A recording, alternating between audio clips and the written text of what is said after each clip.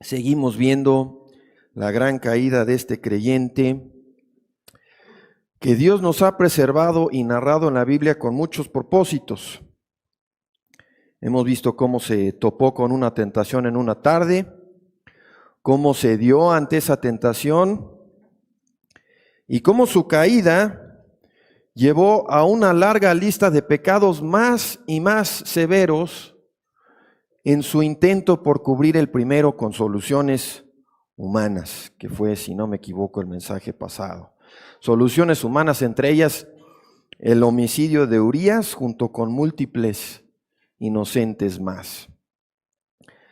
Esta no es nuestra parte favorita de la vida de David, pero Dios lo registró todo aquí para nuestro bien y nos estaríamos robando si hiciéramos esta parte de la historia a un lado. Entonces, retomamos la historia en 2 Samuel capítulo 11, ahí vamos a estar estacionados, bueno, realmente en el capítulo 12, pero vamos a agarrar el hilo en el último versículo del capítulo 11. Entonces vamos a leer a partir de 2 Samuel capítulo 11, versículo 27.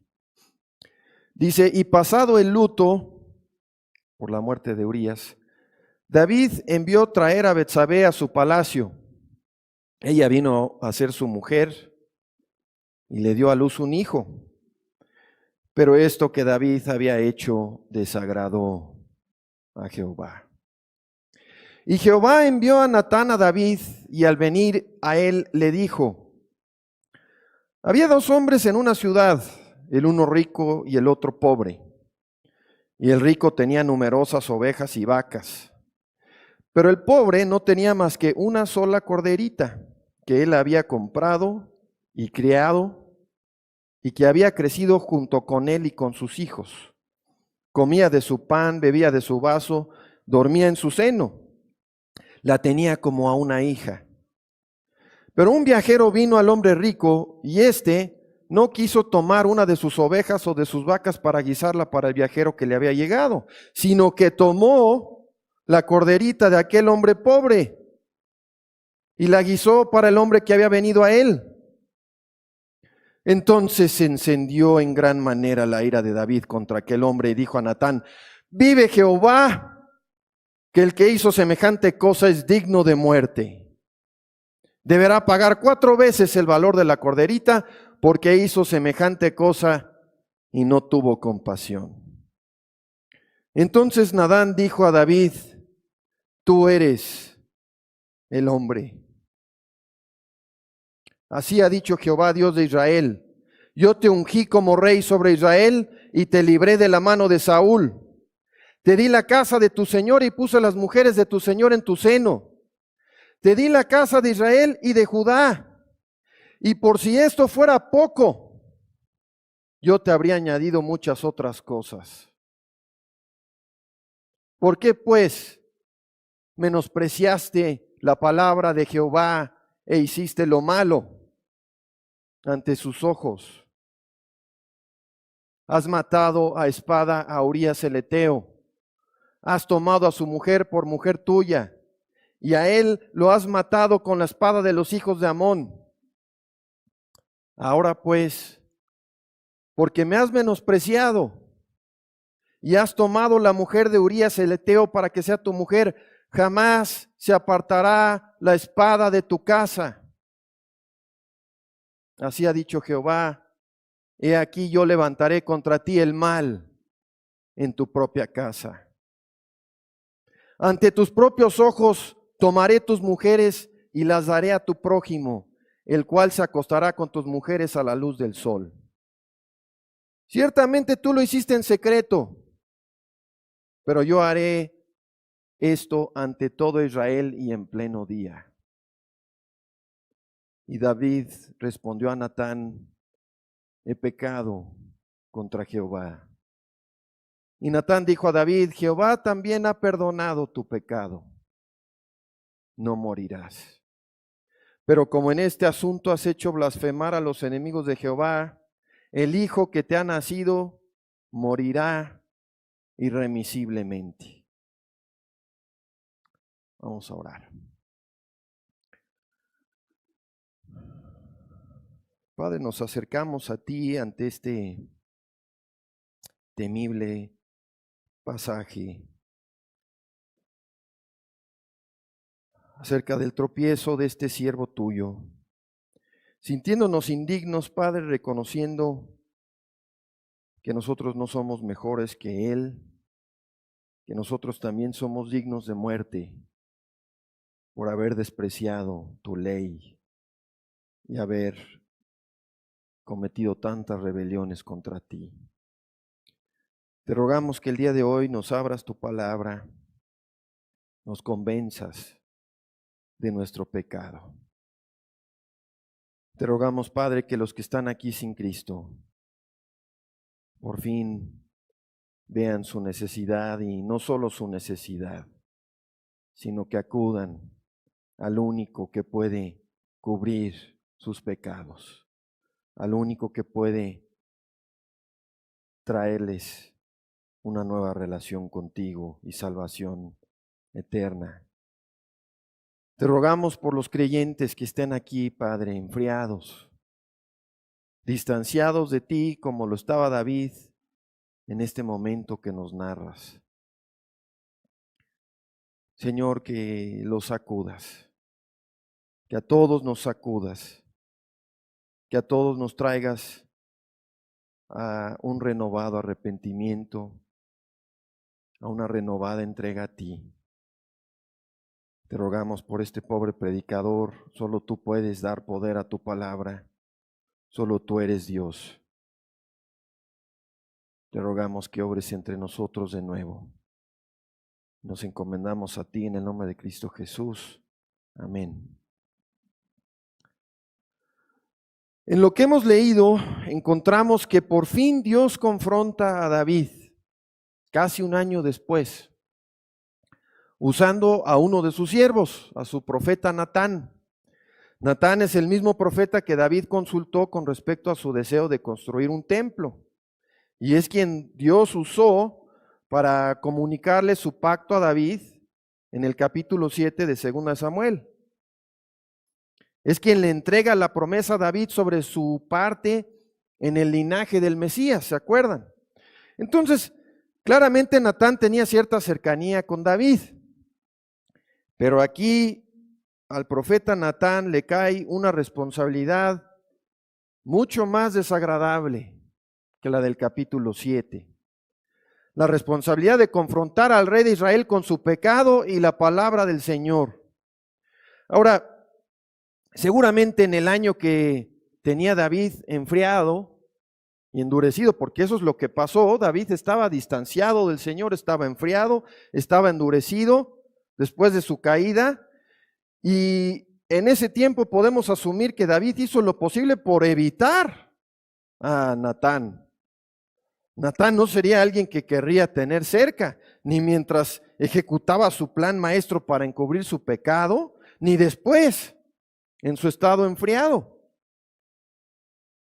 Un pecador naturalmente evita predicadores y hermanos fieles capaces de exhortarlo, dispuestos a tomar la desagradable tarea de exhortar cuando uno está sumido en el pecado y lejos de Dios. Y también tenemos que resaltar que Natán tampoco tenía ni ganas ni gozo en confrontar a David. Natán tenía una de las responsabilidades más desagradables del mundo: ir a confrontar a un pecador con las palabras, así dice el Señor. Nadie en la situación de David quiere recibir a un Natán que aplique la palabra de Dios a su vida. Y nadie correctamente motivado quiere o tiene ganas de confrontar a un pecador, como Natán tuvo que confrontar a David. Lo hacemos porque es nuestra obligación, no porque tenemos ganas de hacerlo. No hay una responsabilidad más difícil ni más desagradable en todo el mundo que el que Dios le dio a su profeta Natán ese día. Se los digo por experiencia, hermanos. Hace poco me tocó predicarle a un grupo de personas divorciadas, personas viviendo en unión libre, personas viviendo completamente fuera del modelo divino con las palabras: Así dice el Señor. Estás en pecado. Dios no te va a bendecir si sigues en este camino. Estás ciego. Te estás dañando a ti mismo con tu desobediencia. Nada más desagradable en un sentido. Y nada que traiga más rechazo hacia tu persona, porque las personas se enojan con el mensajero.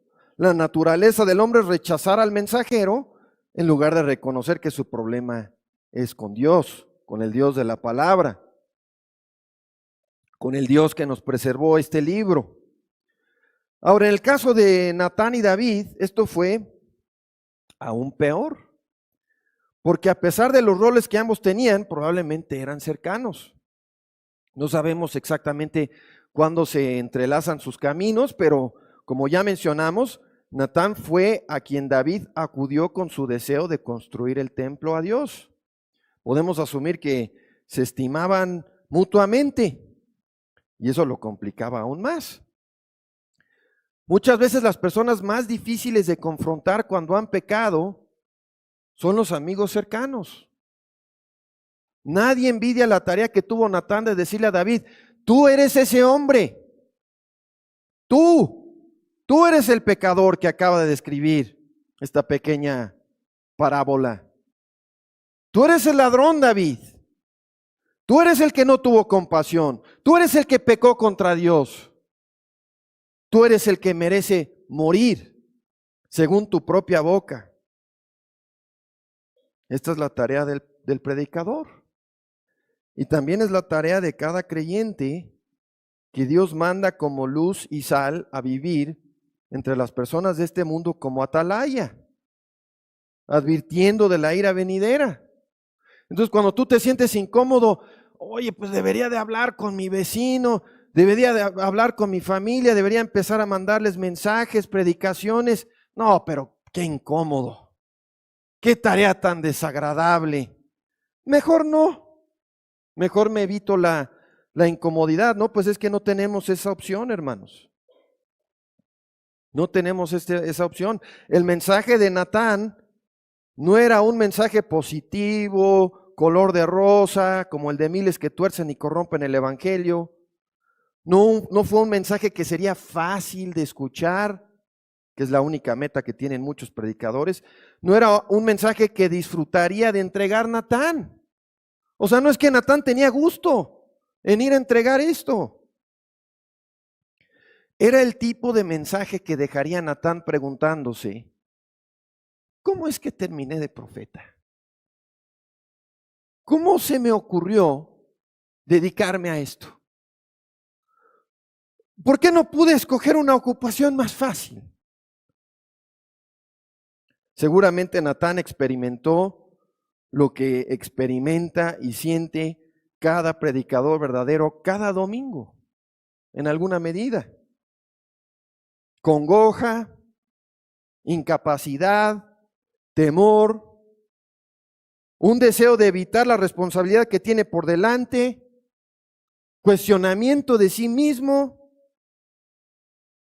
El predicador sincero lucha con el mensaje que tiene que entregar, con el mensaje que Dios pone sobre él para ir a entregarlo.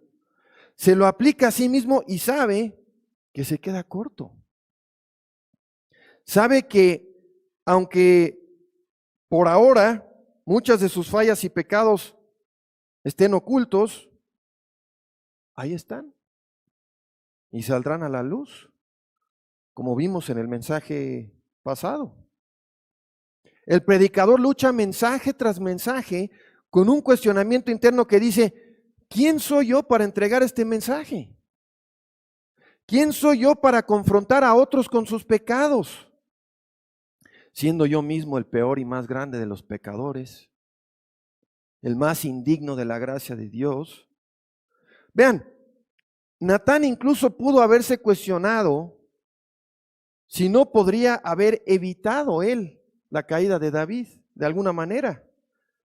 Pudo haber pensado: si yo hubiera sido más fiel como profeta, si hubiera desempeñado mejor mi responsabilidad, tal vez no hubiera pasado nada de esto, o tal vez no hubiera llegado tan lejos.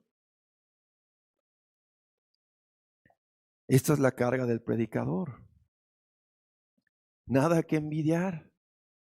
Nada que envidiar. Entonces, cuando vemos estas personas que trivialmente se quieren apuntar para esa tarea, nos damos cuenta, no, parece que la tarea no es para ti. Porque los que se dedican realmente a esto y son llamados a Dios por Dios para hacerlo, son obligados. Dios los obliga a ir, así como obligó a Natán. Vamos a ver en un momento que Dios obligó a Natán. Había pasado un año, Natán no se había parado por ahí, no había hecho nada, pero Dios lo obliga a ir a llevar su mensaje. Nada que envidiar. Nadie que realmente entiende el rol y la responsabilidad de Natán querría tomar su lugar. Esta no fue una asignación que Natán codiciara ni deseara, pero no tuvo opción. Leemos en el versículo 1 del capítulo 12, y Jehová envió a Natán. No tenía opción. Muchos están dispuestos a predicar un evangelio rebajado, fácil. Dios te ama, tiene un plan maravilloso para tu vida. Predican perdón sin arrepentimiento, perdón sin las exigencias de la ley, perdón sin santidad. Pocos están dispuestos a confrontar al oyente con las realidades del pecado y el infierno. Los verdaderos mensajeros de Dios tienen que comenzar donde comenzó Natán, en el versículo 9. Aquí tenemos un gran modelo de cómo han de llevarse a cabo estas cosas, cómo hemos de predicar la palabra. Por aquí tuvo que comenzar Natán en el versículo 9. Dice, ¿por qué has despreciado la palabra del Señor haciendo lo malo ante sus ojos? Natán confrontó a David con su pecado. Mataste a Urías, tomaste a su mujer, has despreciado a Dios y ahora no se apartará la espada de tu casa. Dios te manda decir, levantaré mal contra ti. El oyente promedio hoy día escucha un mensaje como este, un mensaje duro como el de Natán, realista con su pecado y nunca regresa. ¿Cuántas personas vemos aquí domingo tras domingo? Les basta con una vez y ya no regresan. Lo que andan buscando es un lugar donde lo animen. Oye, yo venía desanimado. Yo venía buscando una palabra de ánimo, que me levantaran. Yo buscaba un lugar donde me apapachen. Un lugar donde me mostraran amor. Pero en esos lugares no está el Señor. En esos lugares no hay salvación. El verdadero amor es hablar la verdad. Sí, en amor, pero es hablar la verdad. Los únicos que encuentran el perdón de Cristo son los que primero son quebrantados por su pecado, por el Espíritu Santo aplicándoles la ley moral de Dios. El verdadero predicador denuncia el pecado, declara la ira de Dios contra el pecado y afirma que sin arrepentimiento no hay perdón. Así comenzó Cristo. Leemos en Marcos 1:15 sobre el inicio de su ministerio público. Dice, comenzó diciendo, el tiempo se ha cumplido, el reino de Dios se ha acercado, arrepentíos y creed en el Evangelio. El mundo y los pecadores huyen de cualquier persona que les predique eso. Solo quieren levantar la mano. Solo quieren repetir una oración. Nadie quiere ser quebrantado por su pecado. Y tengo que advertirte, amigo, que me escuchas. Si tú no has sido quebrantado por tu pecado, si tú no te has visto como un pecador sin remedio, arruinado por tu maldad, digno de condenación, entonces no conoces el perdón. Estás en tus pecados, sigues en tus pecados. Natán confrontó a David con su pecado porque sólo así podría arrepentirse. Y gracias a Dios, David tenía un profeta verdadero en su vida. Muchos no lo tienen. Muchos los corren de su vida.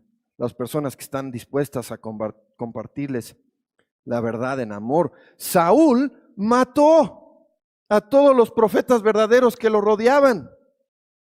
Eliminó a los mensajeros que Dios puso en su camino. Y la mayoría de las personas procuran lo mismo. No se asocian ni tienen en su esfera cercana a nadie que sea capaz de hacer por ellos lo que Natán hizo por David. Hablarles y confrontarlos con la verdad. Todos los que hemos sido rescatados y conocemos a Cristo, recordamos ahora con amor y aprecio a la persona o las personas que en un inicio rechazábamos y huíamos de ellos y no queríamos saber de lo que nos querían decir, pero ellos en amor nos hablaron, nos confrontaron. Dios los usó para confrontarnos con su ley, con nuestro pecado y para dirigirnos al Evangelio, a la única esperanza, a Cristo.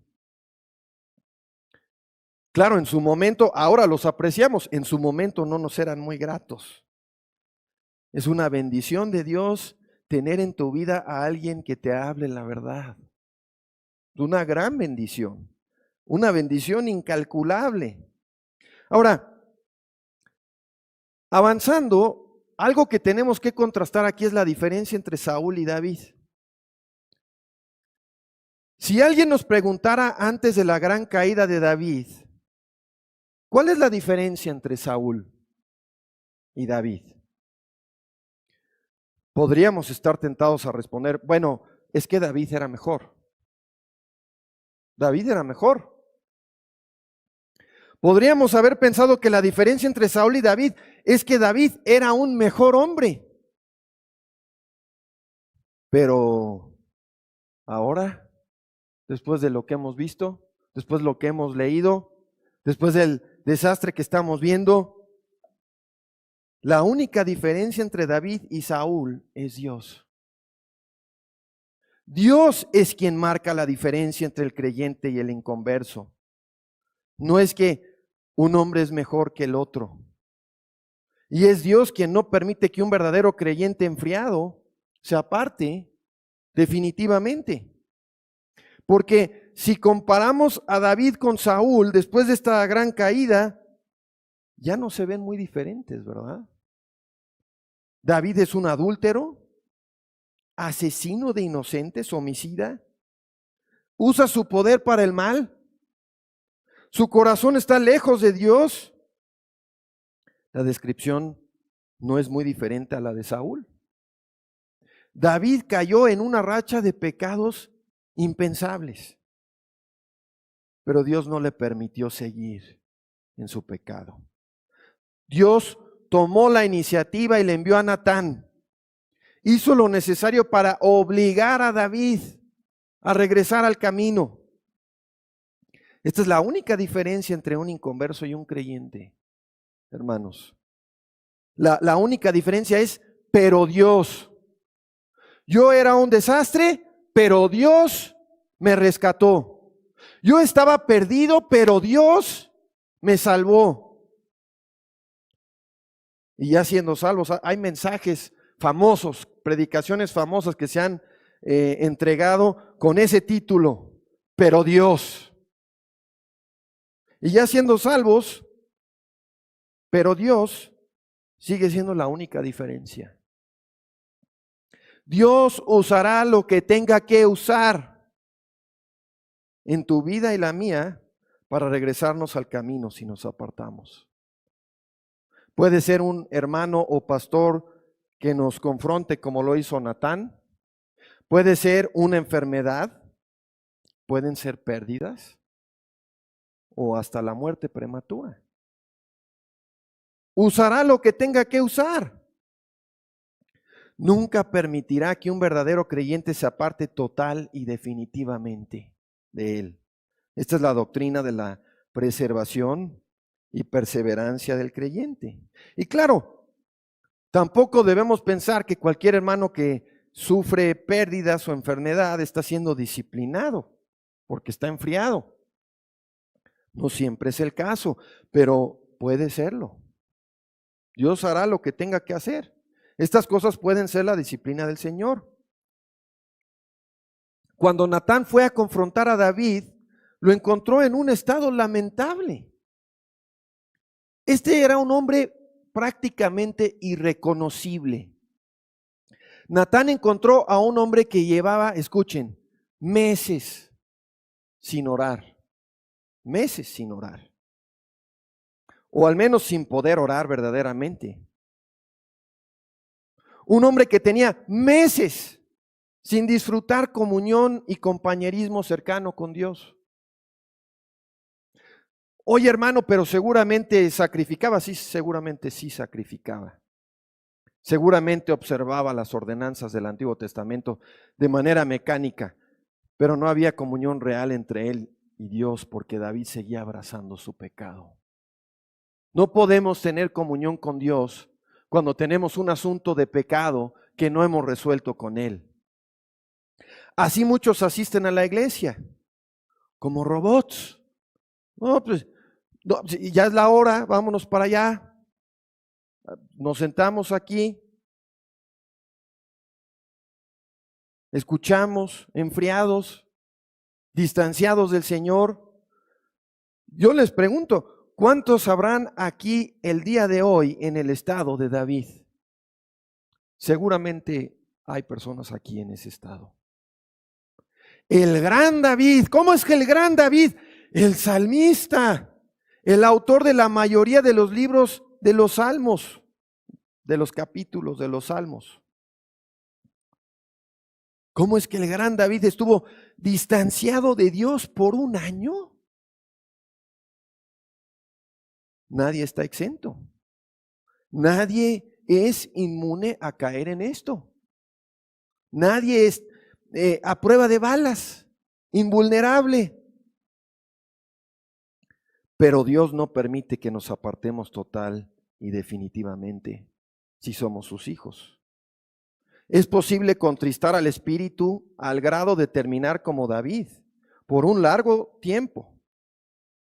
Pero si estamos en Cristo, Dios hará lo que tenga que hacer para sacudirnos y despertarnos. Y es por esto, hermanos, que es tan crítico vivir a cuentas con Dios y buscar su perdón diariamente. O sea, aquí estamos. ¿Se acuerdan cómo empezó esto?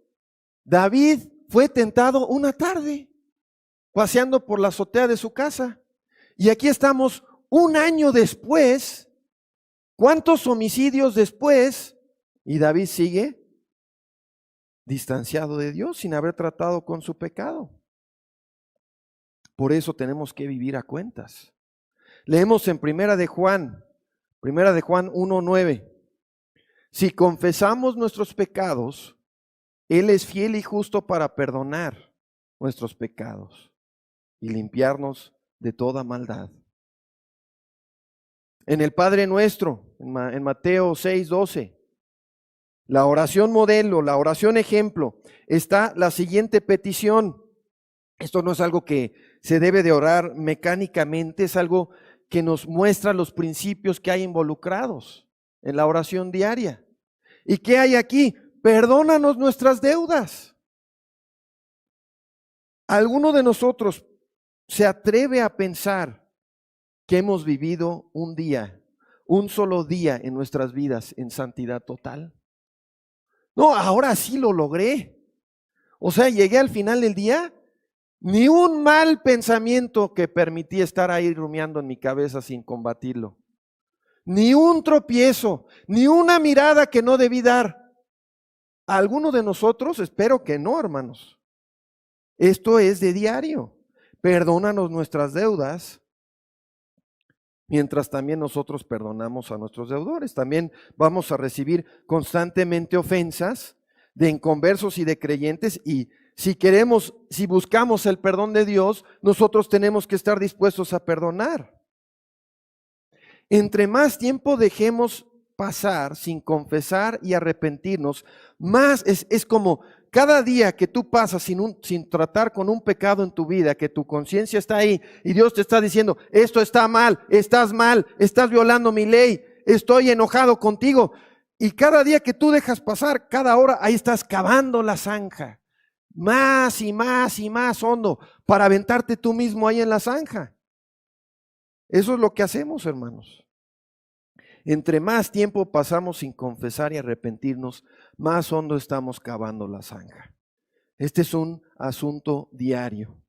David pasó de una mirada lujuriosa una tarde en su azotea, al adulterio, a la manipulación, al homicidio, a la ceguera espiritual casi total.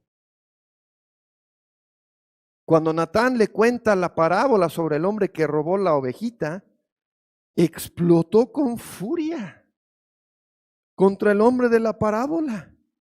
Es digno de morir. Este pecador de esta historia, si esto es real, Natán, este cuate es digno de morir. Mientras que él mismo es un homicida impenitente. Es insensible ante su propio pecado. Está en un estado miserable, irreconocible. Leemos en el Salmo 32 la descripción que David hace después de estos meses que pasó enfriado y apartado de Dios. Salmo 32, versículo 3. Dice, mientras cayó, ¿qué? Su pecado, hermanos.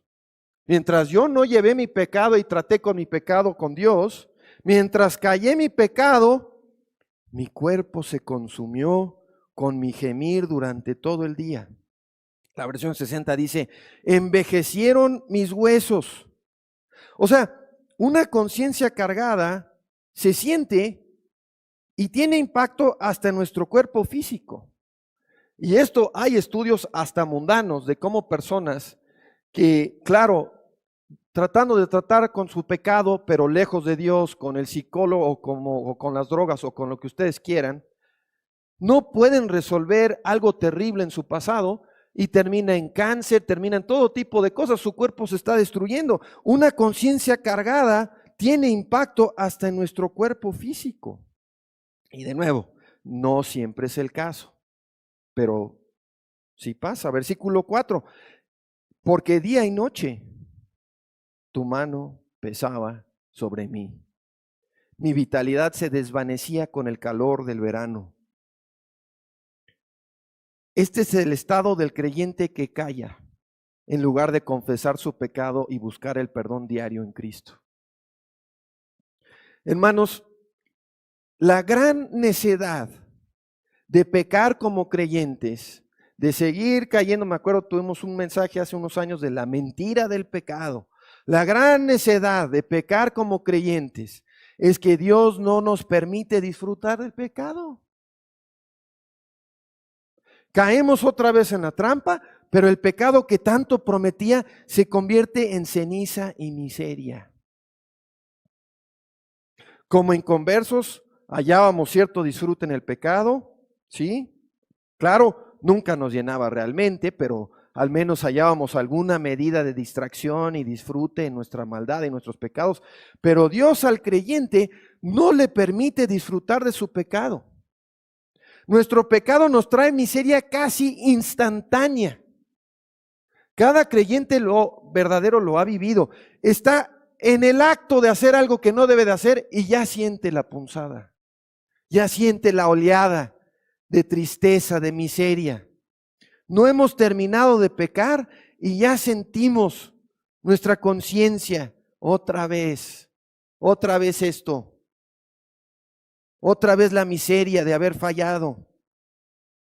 Para el creyente vivir en pecado es vivir en miseria, como lo acaba de describir David. Pero lo más peligroso o lo más temible de estar en una condición endurecida y enfriada no es la miseria. Lo más peligroso es que nos volvemos insensibles a todo después de un tiempo. Ya no nos percatamos de lo profundo que hemos cavado la zanja, de qué tan adentro de la zanja estamos metidos. Una gran ilustración de esto es Sansón. Sansón por años tenía poder de Dios para hacer grandes hazañas en su reino. Dios le dio poder para lograr grandes conquistas contra sus enemigos, los enemigos de Israel, los enemigos de Dios. El poder de Sansón para servir a Dios fue algo envidiable. Todos vemos ese poder de Sansón y de actuar y de llevar la espada de Dios a sus enemigos. Es algo prácticamente envidiable. Pero Sansón progresivamente se permitió caer en pecado. Progresivamente se enfrió.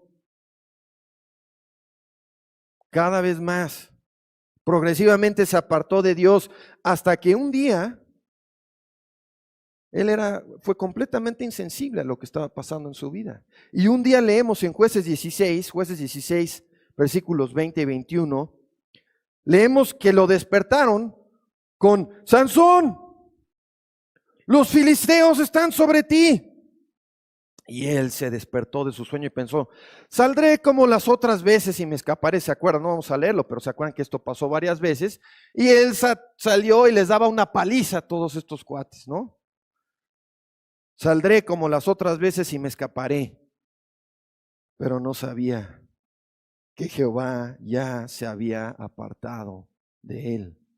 Entonces los filisteos le echaron mano, le sacaron los ojos y lo llevaron a Gaza y lo ataron con cadenas de bronce para que moliese en la cárcel.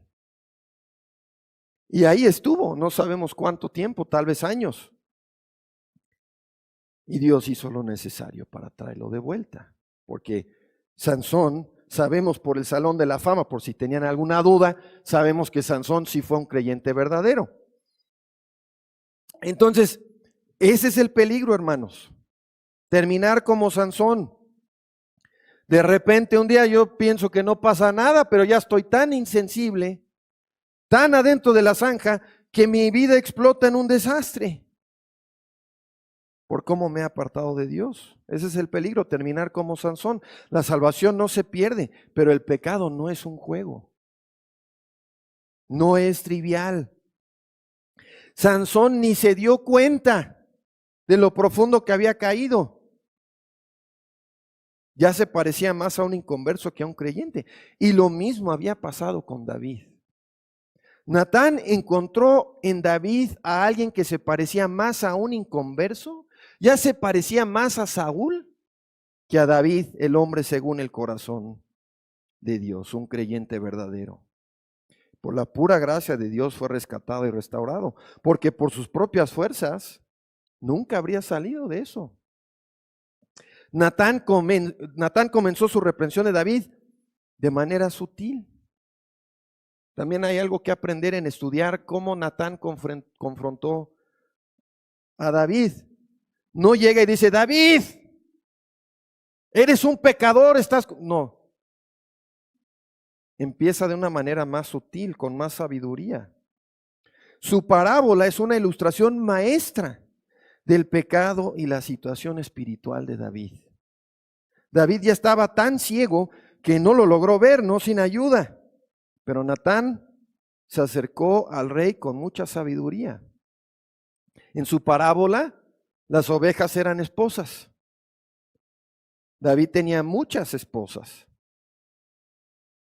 muchas ovejas. Uría solo una. El viajero de la parábola fue el deseo de David, que debió de haber tratado y satisfecho con lo suyo, no con la esposa de Urías. David escucha la historia y es capaz de identificar inmediatamente el mal y el pecado que se le presentan. Inmediatamente pronuncia juicio sobre el hombre rico y abusivo de la parábola, pero no puede ver su propio pecado. Y así somos todos, en mayor o menor medida. Vemos la paja en el ojo ajeno, pero no la viga en el nuestro.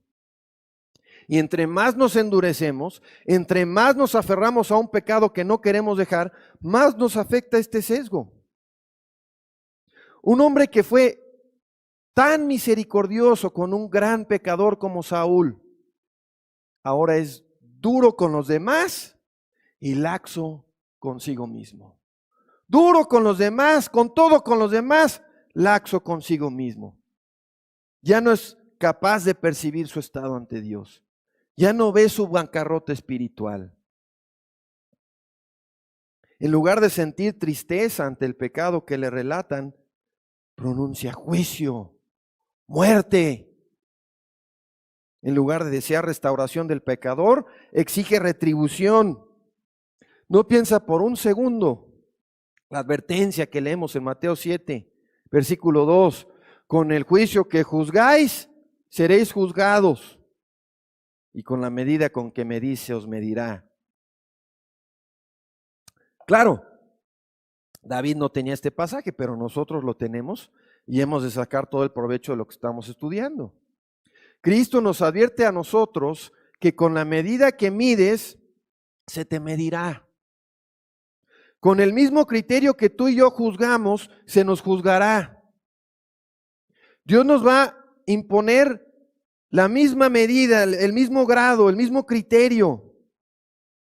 Así que si somos duros, esto no es que tú te inventas tu propia ley. No tengo tiempo de hacer un sermón acerca de eso, ya lo hemos visto. La palabra, Cristo mismo nos manda a juzgar si hemos de diferenciar entre el bien y el mal. Este es un asunto de ser duros o ser misericordiosos con los pecados de los demás. Si yo tengo ojos de águila para encontrar la paja en el ojo de mi hermano, pero estoy ciego ante mis propias faltas, cuidado, porque Dios nos va a imponer el mismo criterio. Natán, de manera maestra, con mucha sabiduría, usó esta tendencia que tenemos todos para despertar y redirigir la conciencia de David hacia sí mismo.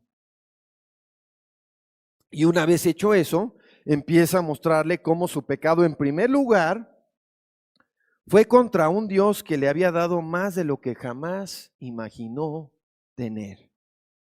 Su pecado fue contra un Dios que es infinitamente bueno con sus hijos. Natán le entregó no sus palabras, no las palabras de Natán, sino las palabras de Dios mismo. En el versículo 7 le dice, 2 Samuel 12:7, así ha dicho Jehová Dios de Israel, yo te hice rey. Yo te libré de tu peor enemigo Saúl, el que te cazaba como animal. Yo te di riqueza. Yo te di todos los privilegios que gozas. Unifiqué tanto a Judá como a Israel bajo tu mandato. ¿Se acuerdan que en un inicio solo estaba sobre una pequeña parte? No quería todo Israel unificarse bajo él. Dios obró eso. Le dice, te di esposas. Dios le está recordando a David que él como nosotros no era nada. David, tú no eras nada. Todo tu éxito, todos tus privilegios, todas las cosas buenas en tu vida vinieron de Dios. Y nosotros somos iguales. Todo le debemos a Dios. Y Dios le dice a David, por si fuera poco. O sea, te quedaba corto todo esto, por si fuera poco. Por si todo lo que te hubiera dado fuera poco, yo te habría añadido muchas cosas más. Si mi bondad contigo fuera insuficiente, David, si te hiciera falta algo, yo te lo habría dado. Vean, marquen esto muy bien, hermanos. Esto es muy importante. Hay una tendencia en todos nosotros a echarle la culpa a Dios por nuestros pecados. Una tendencia a justificar nuestros pecados, asegurando que son por una falta de provisión de Dios en mi vida.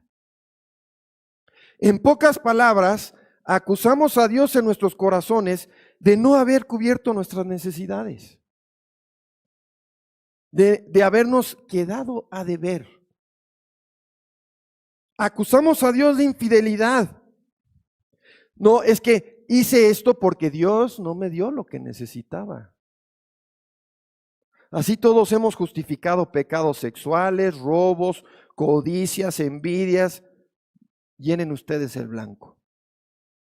Pensamos, yo tengo esta necesidad, yo tengo este deseo insatisfecho y es porque Dios no ha provisto para mi necesidad.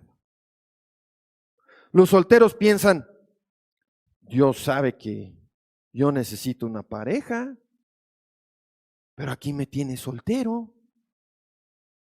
Los casados piensan, Dios sabe que yo necesito una pareja que me complemente, que cumpla con mis necesidades emocionales o monetarias o físicas, que sea fiel a su rol bíblico, pero la pareja que me dio no cumple, no hace lo que le toca. Dios sabe que yo necesito un buen trabajo, Dios sabe que necesito una casa, Dios sabe que necesito un vehículo, cómo moverme, pero no los tengo, no me los ha dado. Así argumenta nuestro corazón malvado para justificar nuestro pecado y así argumenta el mismísimo diablo. Así argumentó el diablo con Eva en el jardín de Edén en Génesis 3. No lo vamos a ver. Si tienen curiosidad de verlo, vayan y lean en Génesis 3. Así argumentó el diablo con Cristo en Mateo 4 cuando tenía hambre en el desierto. Nos dice, Dios te está reteniendo cosas buenas. Dios no está siendo bueno contigo. Dios no está cumpliendo con tus necesidades. Entonces, si Dios no cumple, encárgate tú. Sírvete tú. Toma lo que necesitas.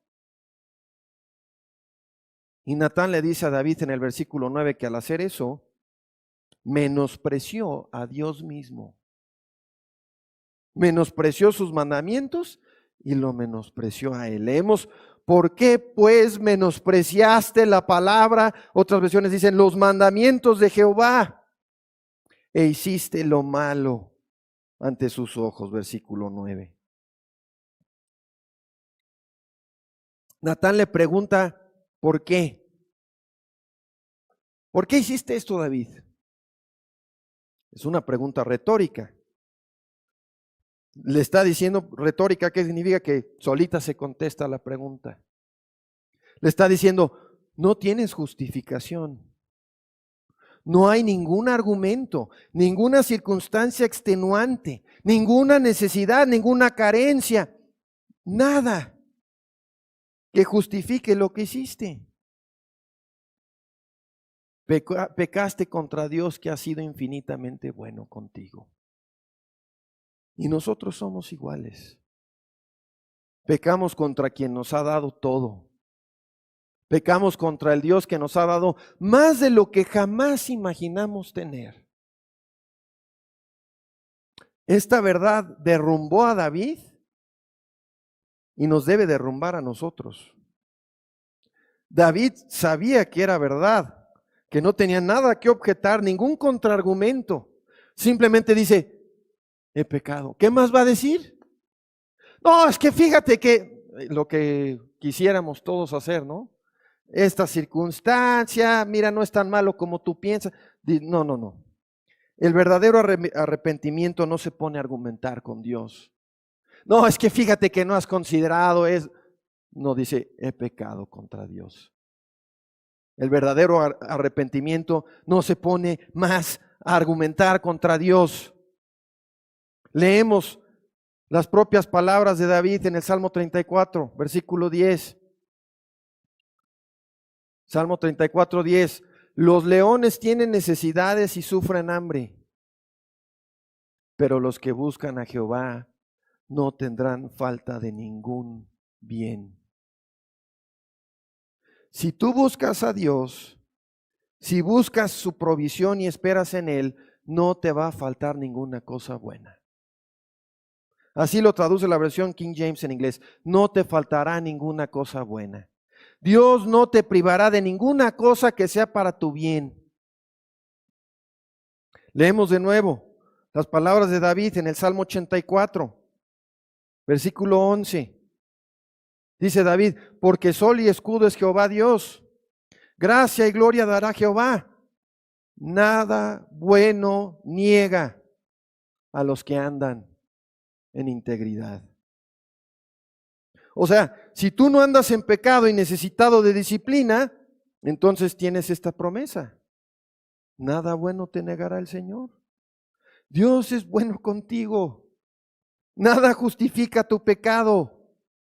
Leemos en 2 de Pedro, versículo 3, que Dios con su divino poder, 2 de Pedro 1:3,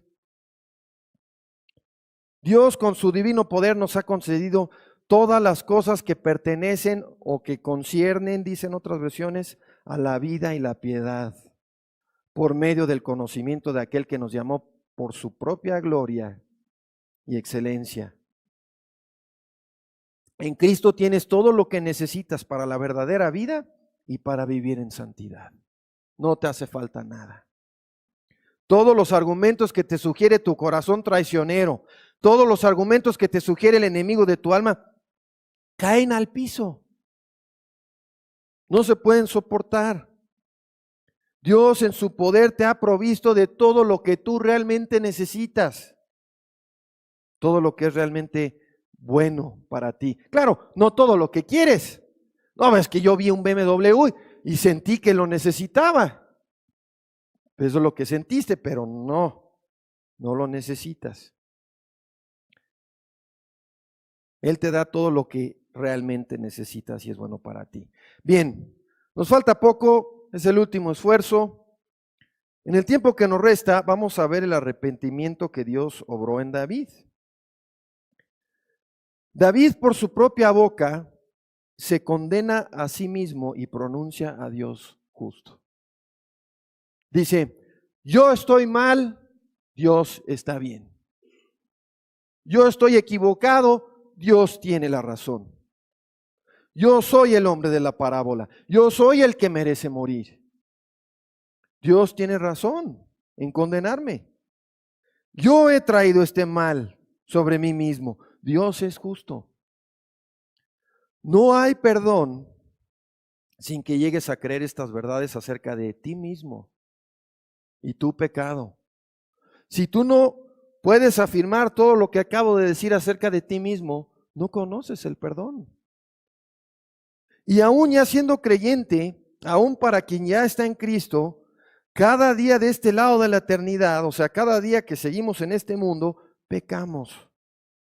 Y cada día hemos de llegar a esta misma determinación.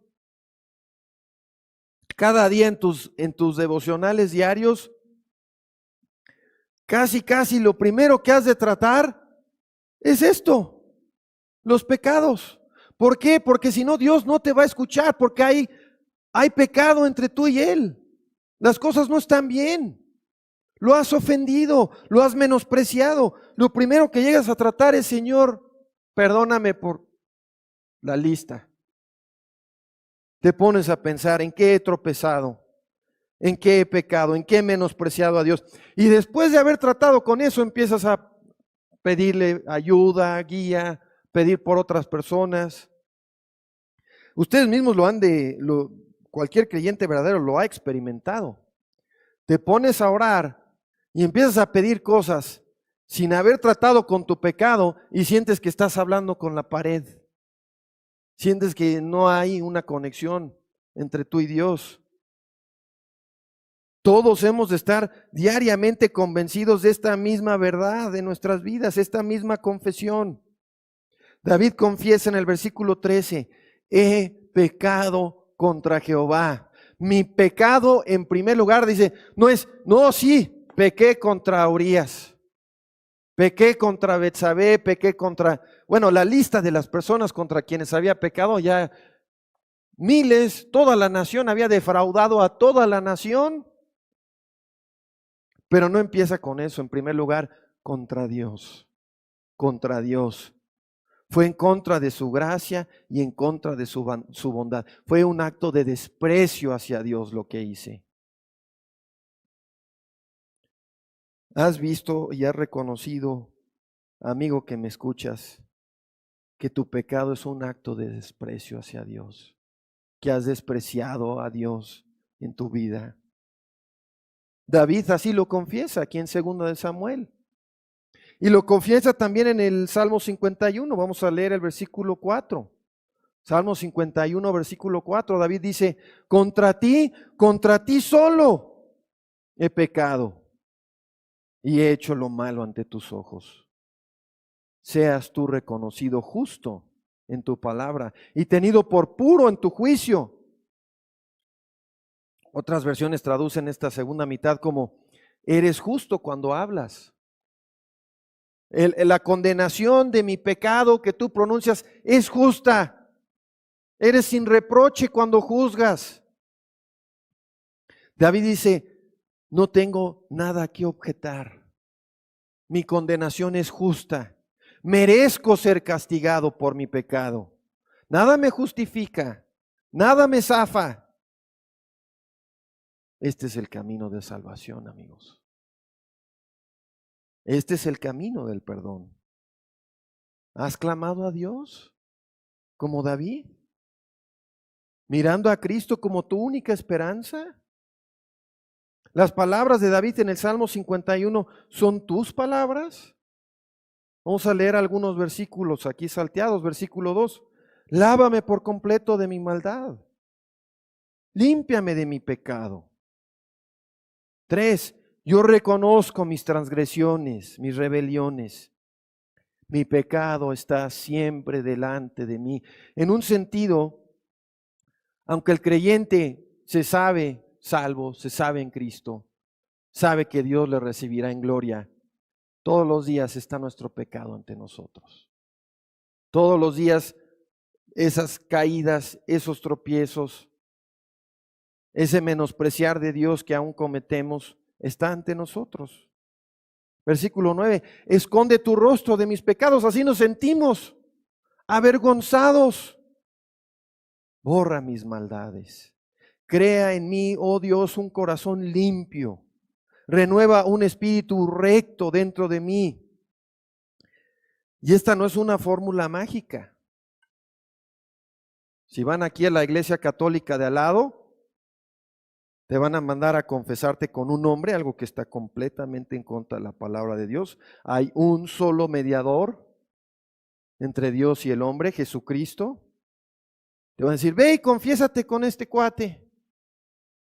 Y este cuate te va a decir, bueno, para que Dios te perdone tienes que decir 10 veces esto y 20 veces esto. Eso es lo que te va a decir para que seas perdonado. No, crea en mí, oh Dios, un corazón limpio. O sea, estamos en manos de un hombre pecador caído que me va a perdonar o no me va a perdonar. No, no, es una mentira. ¿Cuál va a ser el precio de estas personas que han estado pronunciando todas sus vidas? Sí, Dios te perdonó. No, tú no estás perdonado. Si Dios te lo permite, tu pecado que quieres hacer, te cuesta. ¿Cuál va a ser el precio de eso en el infierno? Esto no es una fórmula mágica. No es una oración que hay que repetir como si fuera una encantación o una clave secreta para que se abra el pasadizo.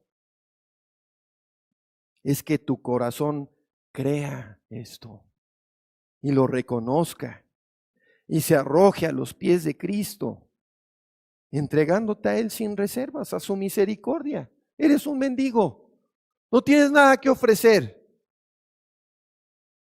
Nadie que ha sido quebrantado de esta manera se ha arrojado a la misericordia de Cristo para después perderse. Nadie. Si lo que estamos viendo en el arrepentimiento de David es tu arrepentimiento, Dios te ha perdonado y ha pagado tu deuda con el sacrificio de Cristo. David, bajo inspiración divina, nos asegura, Salmo 51, versículo 17, los sacrificios de Dios son el espíritu quebrantado. Al corazón contrito y humillado no despreciarás tú, oh Dios. David reconoce que su única esperanza era verdadero arrepentimiento, verdadero quebrantamiento por su pecado. arrojarse a la misericordia de Dios. Ningún sacrificio, ningún diezmo, ninguna obra, ningún ritual podría limpiarlo de su pecado. Nos dice en el Salmo 32, otra vez, versículo 5, mi pecado te declaré y no encubrí mi iniquidad. Dije, confesaré mis rebeliones a Jehová y tú perdonaste la maldad de mi pecado. Sela, esto de sela significa medítalo, sopésalo. David reconoce que el perdón de Dios requiere verdadero arrepentimiento, verdadero quebrantamiento por su pecado. Y Dios le dio seguridad de haber alcanzado el perdón. Le dice por medio de Natán, Jehová también ha perdonado tu pecado. No morirás. Tú mismo te pronunciaste como digno de muerte, David. Pero Dios en su bondad, Dios en su misericordia te ha perdonado la vida. Ahora, esto no evita muchas consecuencias amargas que vendrán. Y probablemente vamos a hablar de eso por lo menos una vez, siguiendo con la serie. Escuché una ilustración de esto acerca de cómo funciona el perdón de Dios en la vida del creyente y las consecuencias. No es una ilustración perfecta, pero es interesante. La ilustración es que cuando Dios nos perdona, es como si hubiéramos arrojado una roca a un lago. Y Dios cuando perdona, regresa la roca, pero no las olas que dejó la roca al salir, al entrar al lago. Las consecuencias no las cancela. Dios le dice a David, levantaré contra ti el mal en tu propia casa, pero no te voy a matar. Ahora, todo esto ha sido una gran advertencia para creyentes en primer lugar. Una exhortación a no vivir vidas complacientes, adormiladas, robóticas, flojas, ingenuas, no sea que caigamos como David. Pero también es una gran advertencia para el inconverso. David advierte al final de su Salmo 32, en el versículo 9, no seas sin entendimiento como el caballo o la mula, cuya boca ha de ser frenada con rienda y freno, que de otro modo no se acercan a ti. ¿Qué advertencia más fuerte necesitas, amigo, que estás sin Cristo? ¿Qué advertencia más clara necesitas, creyente enfriado? Dios ha perdonado a David, lo ha rescatado de un naufragio total, pero le espera mucho dolor y mucho sufrimiento todavía. La muerte de hijos, el violentamiento de sus esposas, la traición de amigos y confidentes, todo por su necedad. Hemos de temblar y clamar a Dios todos los días, no me dejes apartarme, no me dejes endurecerme en mi pecado, no me dejes aferrarme a mi rebelión contra ti. Esto es parte de la importancia de una vida devocional diaria, de un caminar cercano con el Señor, porque así en una tarde, oye, David era un creyente fuerte, maduro, en una tarde se descarriló por un año e hizo un desastre de su vida. No me dejes hacer esto, Señor. No sea que se diga de nosotros, en las palabras del hijo de David, Salomón, el látigo es para el caballo y el freno para el asno y la vara para la espalda de los necios. Proverbios 26:3. En Cristo hay perdón y vida nueva. En Cristo hay poder para vencer nuestros pecados favoritos, el pecado remanente en nuestras vidas. Y cerramos con esta pregunta. ¿Podemos decir cada uno de nosotros como Pablo, que cita a David en Romanos 4, versículo 6, podemos decir, de igual manera, David también proclama la felicidad del hombre a quien Dios confiere justicia sin obras. Esta es nuestra única esperanza, la justificación por fe. Diciendo, bienaventurados, es decir, felices aquellos cuyas iniquidades son perdonadas y cuyos pecados son cubiertos. Bienaventurado el hombre a quien el Señor jamás le tomará en cuenta su pecado. Vamos a orar.